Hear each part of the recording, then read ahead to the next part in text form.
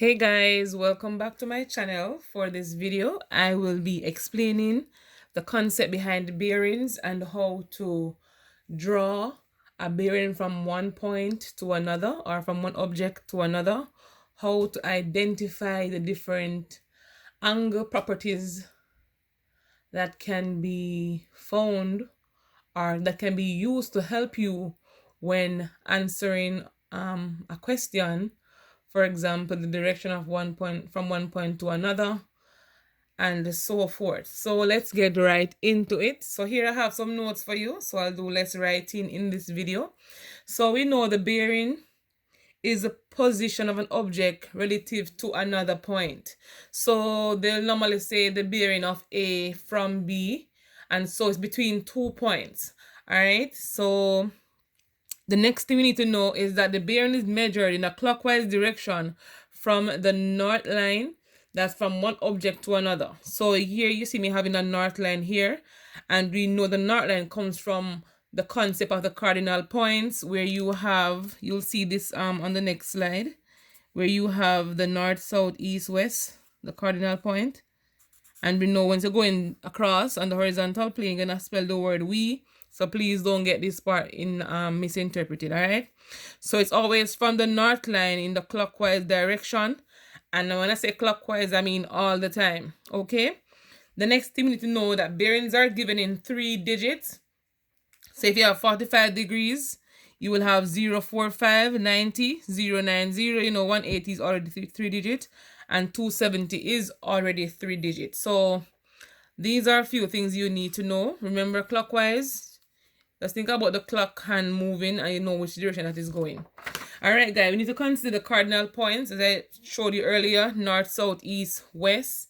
And you will hear them saying sometimes due east. Like they say, port A is due east of port B. So due east basically forming a 90 degree. Okay. So port A is due east of port B. So you're going to have port B here and port A here. So port A is due east of B. So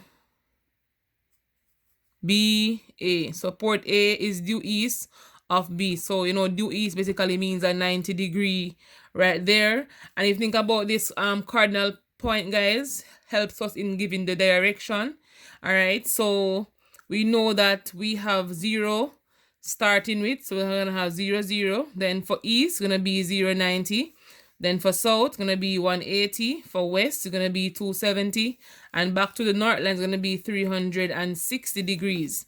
All right, so the north line here basically has 2.00 and 360. We know that each of these quadrants here represents a 90 degree. All right, a 90 degree angle. So you will not see this 90 degree on any cardinal point, but once you can identify the elbow and the 90 degree angle being formed, that will also help you.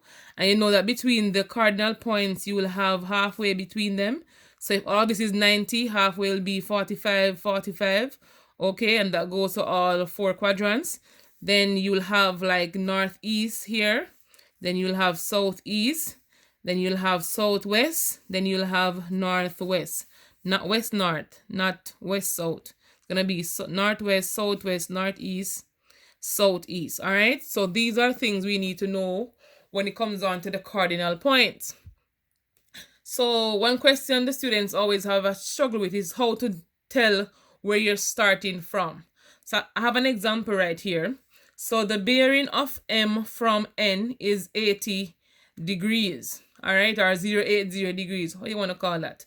So 80 degrees. So we know that once it says from, any letter that comes or any object that comes after the word from will tell you where to start from.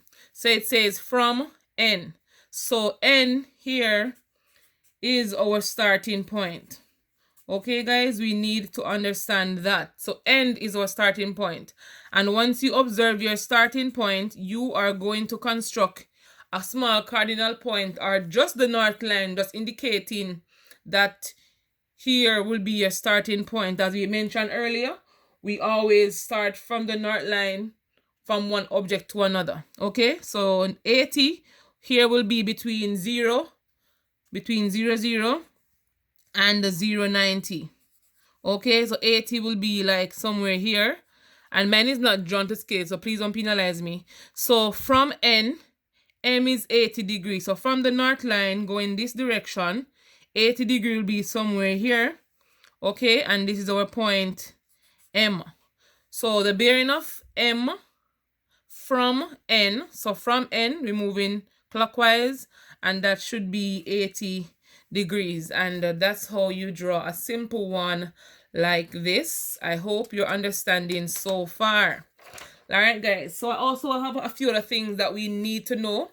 So we need to know about cointerior angles, guys. So cointerior angles, we know, form between two parallel lines and a transversal. Okay, and once we have north lines, we know north lines are parallel lines. All right, so here I have a note here that says NQ plus NP are parallel lines. So between two north lines, we have parallel lines there, and so the angles that form between both of them will equal to 180 degrees. So angle A plus angle B will give you 180. So if angle A per se was let's look like maybe 80. Yeah, this is 80. So let's say angle A here is 80. If you want to find angle B, guys, you'll know angle B will be 180 minus 80. All right, because we know these two angles will equal to 180. So if you want to put A here as 80, then you subtract 80 from both sides. That's also fine. Or you can say 180 minus 80 to give you 100. So angle B is now 100 degrees. If you add these two, 80 plus 100, it will give you the 180. All right.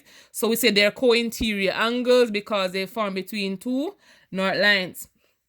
We also need to understand angles at a point equal to 360 degrees. So again, starting from the north line in a clockwise direction, you go back to the north line. This is a complete revolution, and so we know it is 360 degrees. If we want to make mention to this this graph or this illustration here, even though it's not drawn to scale, we can observe if they wanted the bearing of Q from P. Starting from P, we will be finding the angle around here. So Q from P, so we're starting from P, so it will be this angle around here to the line where Q is. Okay, if you want to know what this angle around here is, since you know you were given A to be 80 and you found B to be 100, you can subtract 100 from 360. Just imagine that you're completing this entire circle to go back around here. But already you know that angle at a point is equal to 360. So all of this here to the north line will be 360. But we won't go to the north line since as the line Q stops right here. We will just say 360 minus 100. Why 100? Because we know the region right here before we complete that revolution. Okay? So 360 minus 100 will give us what? 260. So the angle right here from P to Q represents a 260 degrees. Okay, guys? And so that's how we incorporate angles at a point and cointerior angles into solving or finding the missing angle between points. We also need to know about supplementary angles or angles on a straight line. Okay, so we have these things and we know that this equal to 180 degrees. I will be showing you a question like that very soon. All right, guys, so the next part we need to know, guys, about alternate angles, and some persons call these Z angles. Not really some persons, it can be known as Z angles as well. So we know Z angles, guys, are, as it says, Z. So if you can identify that two parallel lines and the transversal line will produce a Z angle. So I'm going to be tracing this over. So right here, where you see the thin red line, going this way and going this way will form a Z. So this angle here is equal to this angle. So if this angle here was 80, the angle down here is also 80. Okay? And from here, we know the angles on a straight line equal to 180. So this is a straight line here. So if this angle here is 80, the angle around here will be 100 subtract 80 to give us 100. No, 180 subtract 80 to give us 100. My bad, guys. And we could also incorporate the cointerior angles we learned earlier, that these two lines are parallel lines. So cointerior angles do exist. So if this angle here is 80, the angle over here will be 180 minus 80 to give us 100. Okay? So we know that this angle plus this angle will equal to 180. All right? And so Z angles are formed. I hope this is clear so far. Okay? We can also determine the bearing of A from B. We're going to be going around again. So let's say we're going to find the bearing of A from B. So from B will be our starting point. So we're going around this direction onto the line where the A is. All right. If you wanted to know this angle, you, instead of doing the angles at a point where you subtract this from 360, you could say angle on a straight line, which would be over this region, is equal to 180. All right. You could add up this 180 plus this 80 to give you the angle of A from B, all of this region here. And 180 plus 80 is what? 260? Yeah, 260. And again, here will be 260. I hope you guys understand this part so far. So what I'm basically saying, guys, that you don't have to always remember the angle at a point. All right? Supplementary or cointerior. You can use any of these three once you see it is fitting and it's easy to work with. You can use them. All right, guys? I hope you got that part. The next part, I'm going to be trying a question with you. And we will be doing this one together, even though you're not here with me. But yeah, I'm going to be going through it step by step. So the bearing of B from A is 50 degrees. So already it says from A. So we know right here is our starting point. Okay, so A is our starting point. So I'm going to put A right here.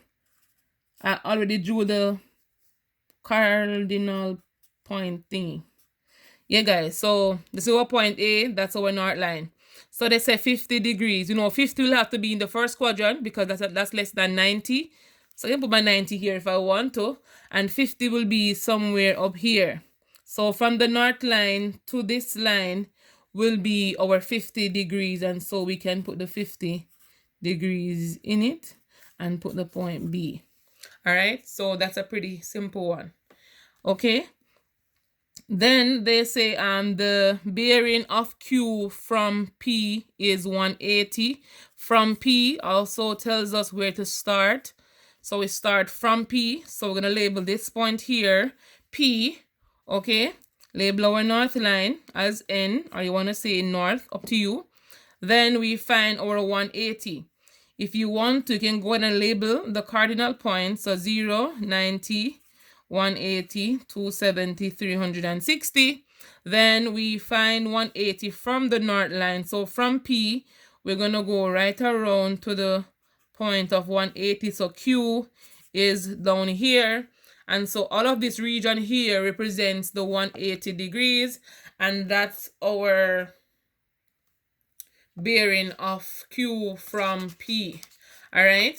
Pretty simple, right? Let's try another one. So the bearing of a point A from B is 75 degrees. State the bearing of B from A. So this is the point where you incorporate all you know about cointerior angles at a point, supplementary, and all those good stuff. So let's get right into it. So the bearing of a point A from B. So from B here is my starting point. All right, so B is my starting point. So they say the bearing is 75. I know 90 is right here, so I can't pass this line. I always do this, guys, so you make it like a reference point, okay? So 75 would be somewhere here, I think. So we can draw 75 right here. So that's our bearing of 75. So A would be here, okay? So let's say now, so we did the first part about 75 degrees. It says, state the bearing of B from A. So again, we have a new starting point. Our new starting point here is A, okay? And it's right here. So from A, I am going to go ahead and draw another north line, because bearing is always a clockwise movement from the north line, okay? So we need another north line right here at A. Why? Because it says the bearing of B from A. Not from B anymore, it's going to be from A. So we start here again. So this bearing now, we want to know, it will be all around here to where the line for B is at, okay? So we need to know all of this. We have different things we can use or incorporate to find this answer, guys.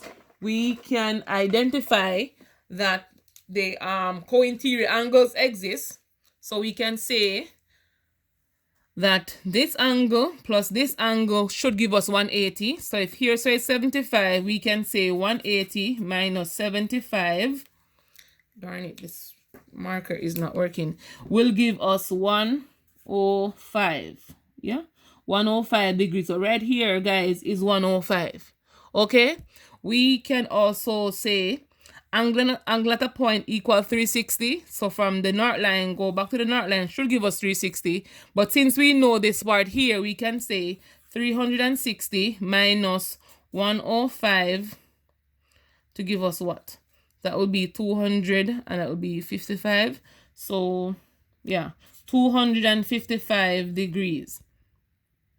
So B from A is equal to 255 degrees. Or we could observe this, guys. I'm gonna draw it back down here so I can be a little bit neater. Bear with me, guys. Let me draw it back. So that's 75. And here is 105. Okay? So we need to find the bearing right here. So guys, we can say Z angles are formed because we have two north line goings on here.